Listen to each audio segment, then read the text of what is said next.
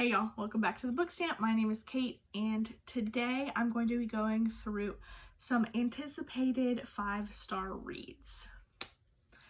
So these are all books that I anticipate being 5 stars for me. I'm very excited, really looking forward to reading them.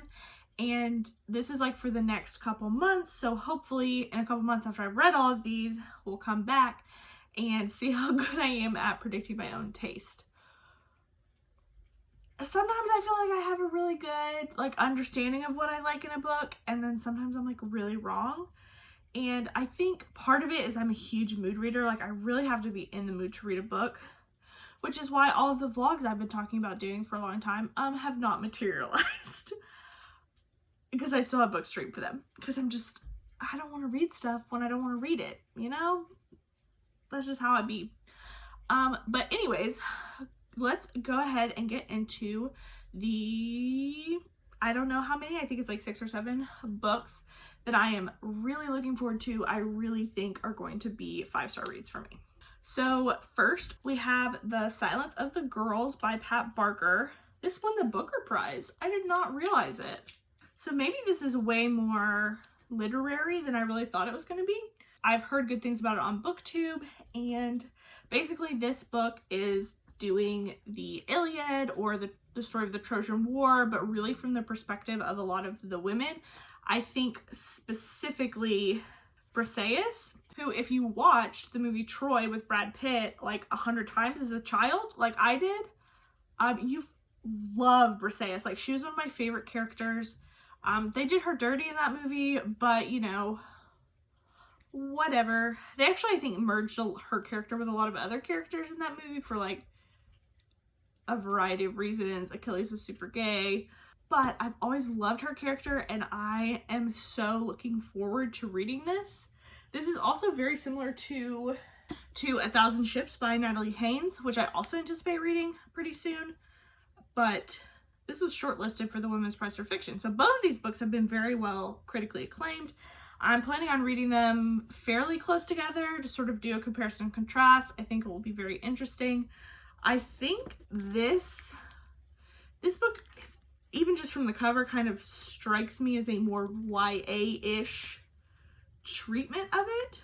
And I think this is a broader look into more women than just Briseis, but both of these, honestly, I anticipate both of them being 5 stars. I love Greek retellings. I've had a Madeline Miller shaped hole in my heart for quite a while. I'm hoping that one of these will fill it.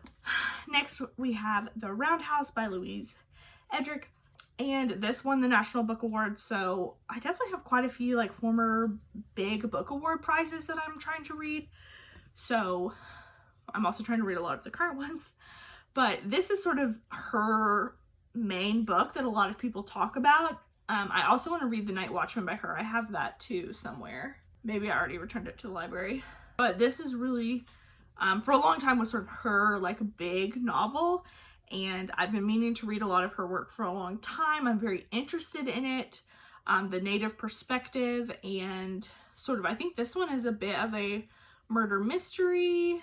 I'm actually not I don't really know what this book is about that much, but I really like to go into books blind, but I'm thinking that this is going to be just a really interesting story, a really emotional story, and I really love that.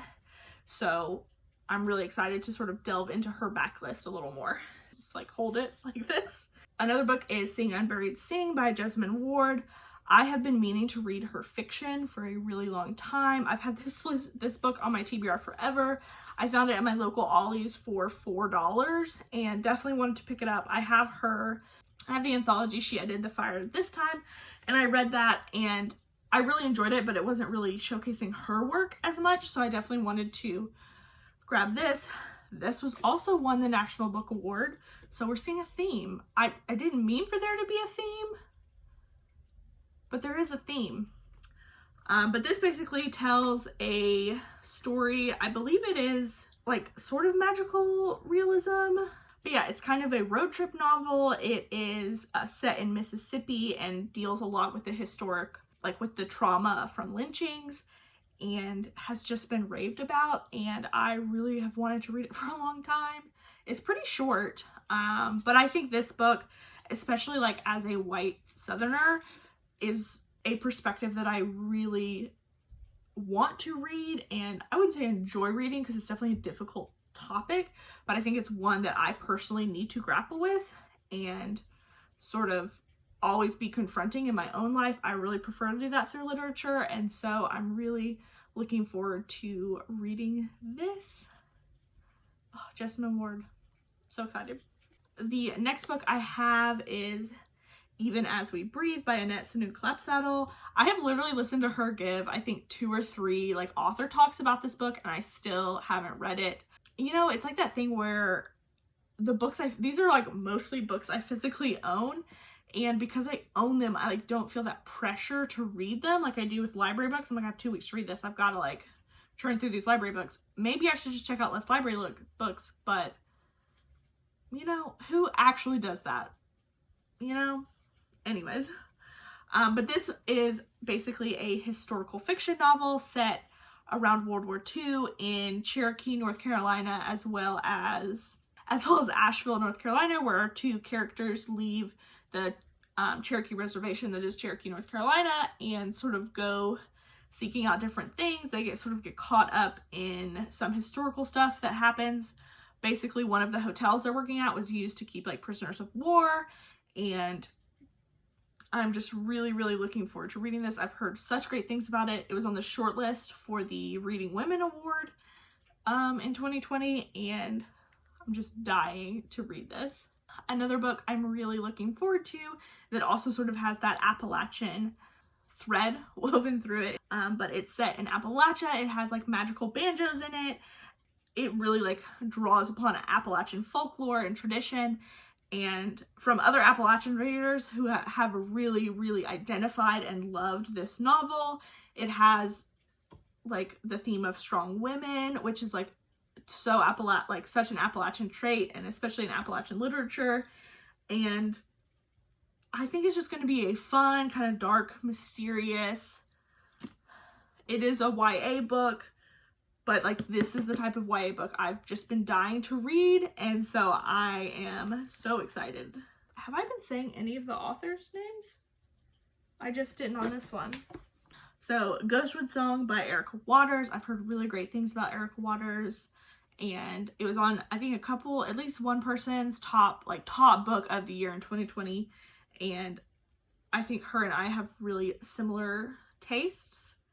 I haven't been following her for that long, but I think I really trust her opinion. So, and the last book I have is Outlawed by Anna North. This was one of the Reese Book Club's pick, but it was also like a book of the month pick. In January, we were seeing this everywhere. Like everybody was reading this, and I absolutely loved Upright Women Wanted by Sarah Gailey, which sort of has the same like feminist Western feel to it. And that was, you know, a trope I didn't know I loved, but I'm so excited to read this. I think it's just going to be such a fun,